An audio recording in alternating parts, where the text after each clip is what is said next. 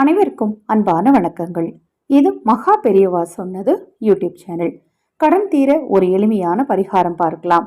கடன் தீர பெருமாள் கோவிலுக்கு சனிக்கிழமை மற்றும் புதன்கிழமைகளில் சென்று சக்கரத்தாழ்வார் சன்னதியில் சக்கரத்தாழ்வாருக்கு துளசி மாலை சாற்றி 12 முறை வலம் வர வேண்டும். ஒவ்வொரு முறை நீங்கள் வலம் வரும்போதும் உங்கள் கடன் தீர வேண்டும், பணம் சேர வேண்டும், அடகு வைத்த நகையை மீட்க வேண்டும் என்ற பிரார்த்தனையை தொடர்ந்து நீங்க பிரார்த்தனை செய்து வழிபாடு செய்து அதன் பிறகு முடிந்தால் உங்கள் பெயருக்கு அர்ச்சனை செய்து வாருங்கள். 12 வாரங்கள் தொடர்ந்து நீங்க இந்த விஷயத்தை செஞ்சீங்க அப்படின்னா உங்கள் தீராத கடன் நிச்சயமாக தீரும்.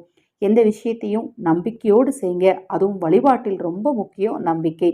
நம்பிக்கையோடு செய்கிற காரியத்துக்கு ரொம்ப சீக்கிரமா நல்ல பலன் கிடைக்கும்.